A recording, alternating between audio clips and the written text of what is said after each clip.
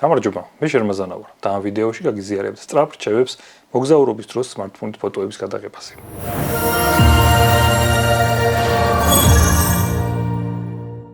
როგორც წინა ეპიზოდებში ვისაუბრეთ, smartphone-ის თან ტარება და მისი კამერებით ფოტოების გადაღება განსაკუთრებით მოსახერხებელია მოგზაურობის დროს.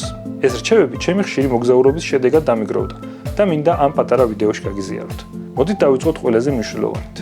წინასწარ შეარჩიეთ გადაღების ლოკაციები. გასვლამდე გამონახეთ რამდენიმე წუთი იმ ადგილების შესასწავლად, სადაც აპირებთ წასვლას.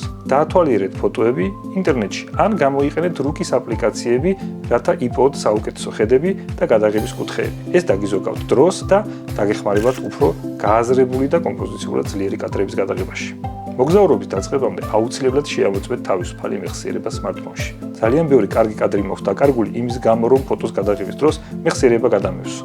თვითმფრინავით მოგზაურობისას ეცადეთ თვითმფრინავში აიღოთ ფანჯრის ადგილი, ვინაიდან იქიდან ბევრი საინტერესო კადრის გადაღება შეიძლება. ეს ყველა ფოტო ჩემი მოგზაურობიდან Galaxy S Ultra სერიის smartphone-ებით არის თვითმფრინავიდან გადაღებული.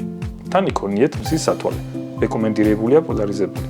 ის ხშირ შემთხვევაში, როგორც კამერის ფილტრი გამოგადგებათ. აი ასე მაგალითად, განახებთ როგორია გადაღებული ფოტო ფილტრით და ფილტრის გარეშე. სათვალე განსაკუთრებით გამოგადგებათ მზეში გადაღების დროს. ეცადეთ მოგზაურობის დროს თან ატაროთ ასეთი ამ მსგავსი პატარა სამფეხა, რომელიც განსაკუთრებით ღამით დიდ დაყუნების ფოტოების გადაღების დროს გამოგადგებათ. მუდამ თან იქონიეთ რბილი ნაჭერი ან სათვალის საწმენდი და ეცადეთ ხშირად ამოწმოთ კამერის შუშაზე ანაბეჭდები.